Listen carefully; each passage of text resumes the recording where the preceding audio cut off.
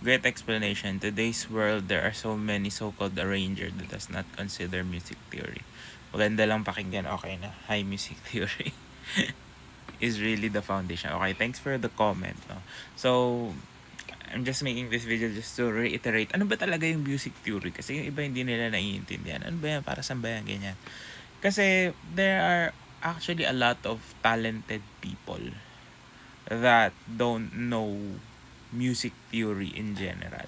Pero kasi, to make it easier for people to understand bakit kailangan to, yung magandang tunog kasi, nakukuha siya sa trial and error din. So, may times na nakachachambahan mo. 'Di ba? Pero syempre, if you want to work more efficiently, you have to understand bakit maganda yung tunog na lumabas, 'di ba? So, yun yung mas importante. It's not just about,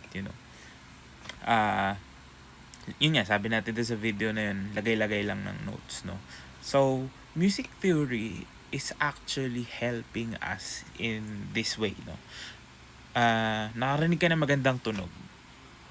And then, because you know or understand music theory, alam mo agad na, oh, this is a major chord, let's say.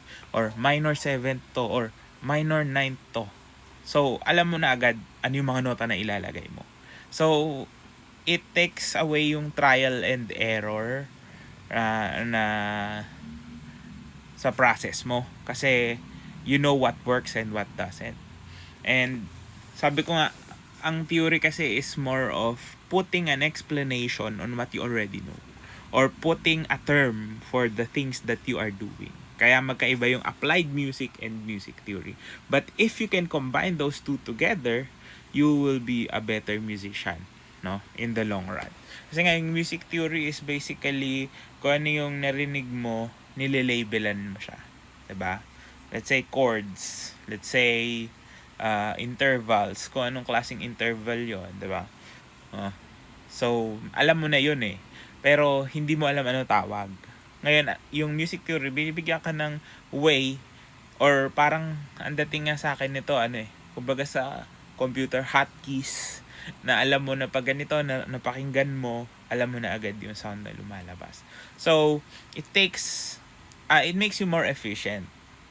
'Di ba? So, meron din naman ng mga tao na hindi talaga nag-aaral music theory na, yun nga, sabi natin, talented, na kaya nilang mag-arrange or kaya nilang gumawa ng chord progression na maganda pakinggan.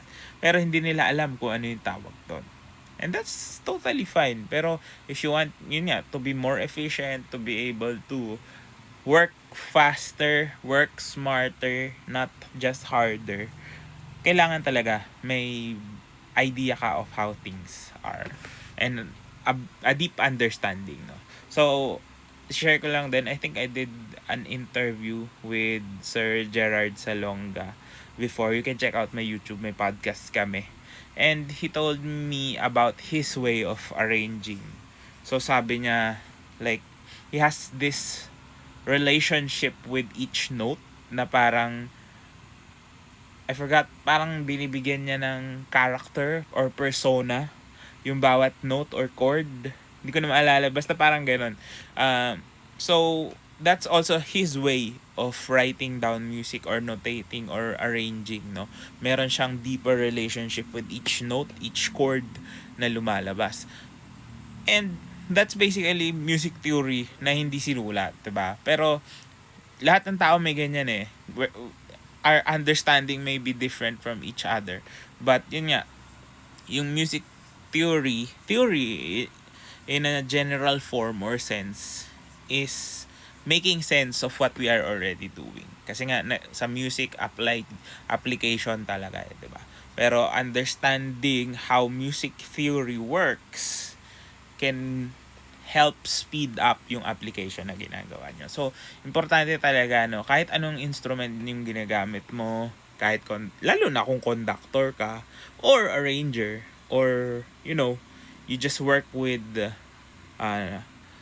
music in general, dapat naiintindihan mo. Hindi pwedeng lang, kanta lang, or tugtog lang, kasi mas mapapabilis yung trabaho, no? Of course, kailangan mo ng talent. Yung talent na yun will take you somewhere, but again, skill and understanding will take you to a different or higher level.